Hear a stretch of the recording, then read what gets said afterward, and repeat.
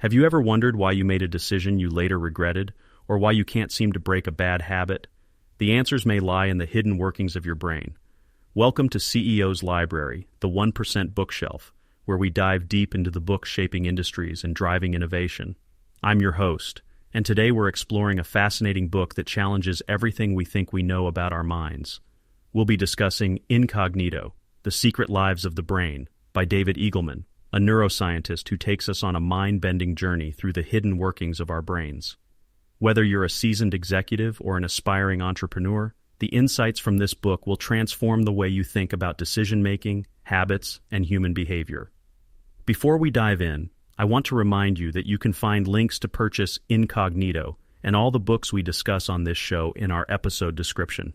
Now let's unlock the secrets of our minds. Our story begins on a sweltering day in August 1966. The University of Texas campus in Austin was bustling with activity when suddenly, gunshots rang out from the iconic clock tower. Charles Whitman, a 25-year-old former Marine and Eagle Scout, had climbed to the observation deck with a trunk full of weapons. Over the next 96 minutes, he would kill 14 people and wound 31 others in one of the deadliest mass shootings in American history. But here's where the story takes an unexpected turn. In Whitman's suicide note, he requested that an autopsy be performed on his brain. He felt that something had changed within him, driving him to commit these horrific acts. The autopsy revealed a shocking discovery: a walnut-sized tumor pressing against his amygdala, a region of the brain involved in fear and aggression. This tragic event raises a profound question. To what extent are we truly in control of our actions? How much of our behavior is driven by brain processes we're completely unaware of? David Eagleman, the author of Incognito, argues that the conscious mind is just the tip of the iceberg. Beneath the surface lies a vast, complex network of neural processes that shape our thoughts, decisions, and actions without our awareness. Think about it. Have you ever driven home from work and realized you have no recollection of the journey? Or found yourself reaching for a snack without consciously deciding to do so? These are just small examples of how our unconscious mind takes the wheel while our conscious mind is elsewhere. But the implications of this go far beyond absent-minded snacking. In the business world, understanding the role of the unconscious mind can be a game changer. Let's consider a common scenario. You're in a critical meeting, negotiating a major deal. You might think you're making rational decisions based on the facts at hand, but in reality, a myriad of unconscious factors are influencing your choices.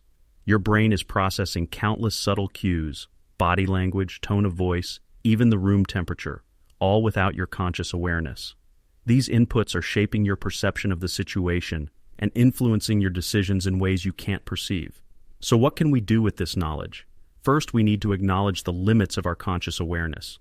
We're not as in control as we'd like to think, but this isn't cause for despair. It's an opportunity for growth. By understanding that much of our decision-making happens below the surface, we can take steps to influence these unconscious processes. For instance, research has shown that simple environmental cues can have a significant impact on our behavior. A study found that people were more likely to keep their workspace clean when there was a faint smell of cleaning liquid in the air. They weren't consciously aware of the scent, but it influenced their behavior nonetheless. As leaders, we can use this knowledge to shape our organizational environments in ways that subtly promote desired behaviors. This could be as simple as ensuring your office has plenty of natural light, which has been shown to boost productivity, or using colors that evoke the right emotional responses for your brand. But perhaps more importantly, understanding the power of the unconscious mind can make us more humble and open-minded decision-makers. It reminds us that our initial judgments and intuitions, while often useful, can also be influenced by hidden biases and unconscious processes. This awareness can lead us to seek out more diverse perspectives and challenge our own assumptions more rigorously. Now let's dive deeper into how our brains actually make decisions. Eagleman presents a fascinating model. He suggests that our brain operates like a democracy, with different neural populations competing for control. Imagine your brain as a bustling parliament chamber. Different parties are constantly debating, each with its own agenda and perspective. Some are focused on immediate gratification, others on long-term planning. Some prioritize safety, others seek novelty and risk. When you make a decision, it's not a single unified you making the choice. Instead, it's the result of a complex voting process among these different neural factions. The decision that emerges is the one that managed to garner the most votes at that particular moment. This model explains why we often feel conflicted about our choices. Have you ever found yourself standing in front of the fridge late at night, one part of you craving that slice of chocolate cake, while another part reminds you of your diet? That's your neural parliament in action, different parties arguing for different courses of action. Understanding this can be incredibly valuable in a business context. Let's say you're leading a major change initiative in your organization. You might find that part of you is excited about the potential for growth and innovation, while another part is anxious about the risks involved. Instead of being frustrated by this internal conflict, you can recognize it as a natural result of your brain's decision-making process. Moreover, this model can help us understand and manage conflicts within our teams and organizations. Just as our individual brains have competing factions, our companies are made up of people and departments with different priorities and perspectives. As leaders, our job is not to silence these competing voices, but to create an environment where they can be productively heard and integrated. This might involve creating structured processes for gathering diverse viewpoints before making major decisions, or fostering a culture where constructive disagreement is encouraged. The key is to recognize that these conflicts, both internal and external, are not obstacles to be overcome, but valuable sources of information and creativity. By embracing the complexity of our decision-making processes, we can make more balanced, considered choices. Now let's turn our attention to another fascinating aspect of our brains: visual perception. We tend to think of our eyes as video cameras, faithfully recording the world around us. But Eagleman shows us that this couldn't be further from the truth. I want you to try a quick experiment. Focus on a point straight ahead of you. Now, without moving your eyes, try to read something in your peripheral vision.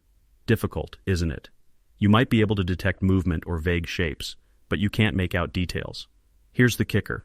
Your brain fills in this lack of detail with its best guess, based on your past experiences and expectations. You don't notice the poor quality of your peripheral vision because your brain is constantly constructing a coherent picture of the world for you. This has profound implications for how we understand reality. What we perceive is not a direct reflection of the world, but a construction by our brains. Our perception is shaped by our expectations, our past experiences, and even our current goals. In the business world, this insight can be particularly valuable in areas like marketing and user experience design. When designing a product or an advertisement, it's crucial to understand that people will not perceive it objectively. Their perception will be colored by their expectations, their past experiences with similar products, and their current needs and goals. For example, have you ever noticed how luxury brands often use a lot of white space in their designs? This isn't just an aesthetic choice. It taps into our brain's tendency to associate spaciousness with wealth and quality. The brain fills in the gaps with positive associations, creating a perception of luxury that goes beyond the actual product features. Understanding these perceptual quirks can also help us become better communicators.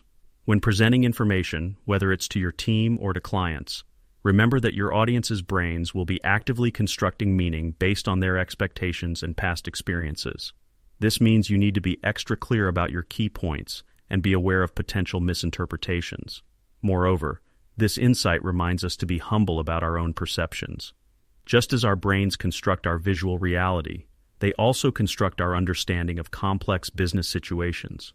We might think we're seeing the whole picture, but we're always working with incomplete information, filled in by our brain's best guesses.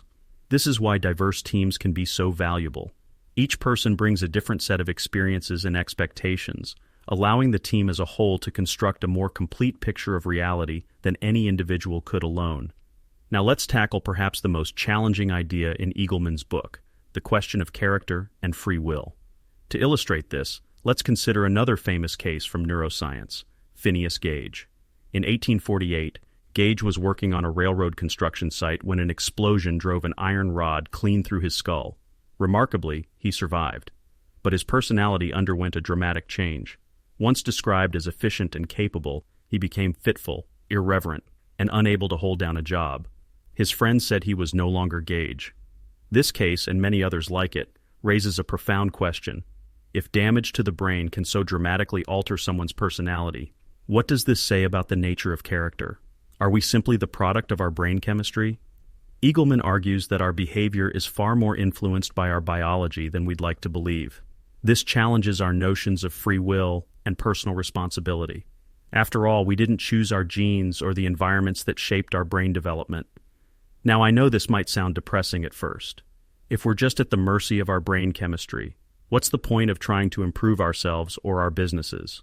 But I'd argue that this knowledge is actually incredibly empowering. Understanding the biological basis of behavior doesn't mean we're powerless. Instead, it gives us new tools to effect change. For instance, if we know that certain environments or practices can literally reshape our brains, we can intentionally create conditions that foster the traits we want to develop. In a business context, this has huge implications for how we approach everything from hiring to performance management to corporate culture.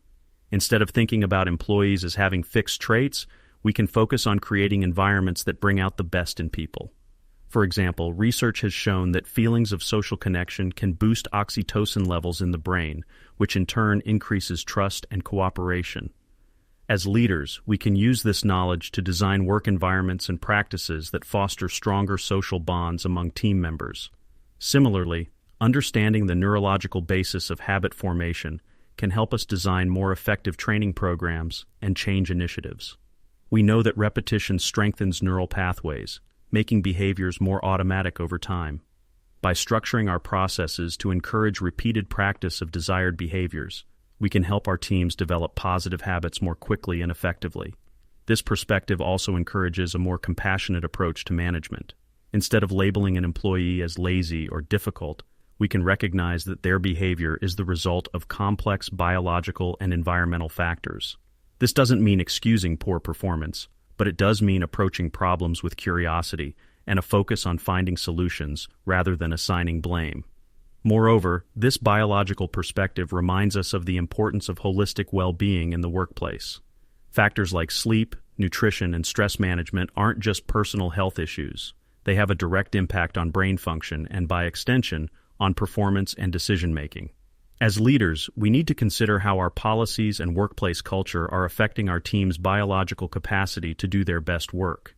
As we wrap up our exploration of Incognito, let's recap the key insights we've uncovered. 1.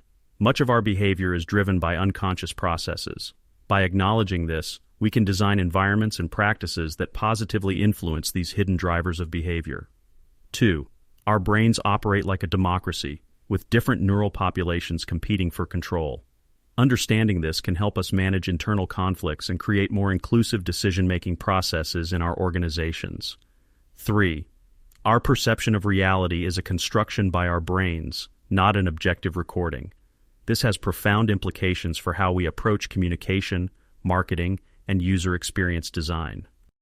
4. Our behavior is heavily influenced by our biology, challenging traditional notions of character and free will. This encourages a more nuanced, compassionate approach to management and personal development. These insights from neuroscience offer us a new lens through which to view ourselves, our colleagues, and our businesses. They challenge us to think beyond surface-level behaviors and consider the complex biological and environmental factors that shape human behavior. I encourage you to apply these insights in your professional life. Next time you're facing a difficult decision, remember the competing factions in your neural parliament. When you're designing a new product or marketing campaign, consider how your audience's brains will construct meaning from what you present. And when you're dealing with challenging team dynamics, try to look beyond individual personalities to the underlying biological and environmental factors at play. In our next episode, we'll be exploring another groundbreaking book that's reshaping how we think about business and leadership. Until then, keep reading, keep learning, and keep pushing the boundaries of what's possible in your business and your life. Before we go, I want to remind you that you can find a link to purchase Incognito, The Secret Lives of the Brain by David Eagleman in our episode description. If you've enjoyed this deep dive, I highly recommend getting the full book. Eagleman's writing is not only informative but also incredibly engaging, filled with fascinating case studies and thought experiments that will continue to challenge your understanding of the mind. And speaking of recommendations, if you're enjoying CEO's Library, the 1% bookshelf, please take a moment to rate and review us on your favorite podcast platform. Your feedback helps us improve the show and reach more listeners like you who are hungry for game-changing insights. And if you want to dive even deeper into the world of business literature, head over to our website, ceoslibrary.com. There you'll find additional resources, including article summaries, author interviews, and exclusive content for our subscribers. Thank you for listening to CEO's Library, the 1% bookshelf. Remember, in the words of Charlie Munger, in my whole life, I have known no wise people who didn't read all the time. None. Zero. So keep reading, keep learning, and keep growing. Until next time, this is CEO's Library signing off.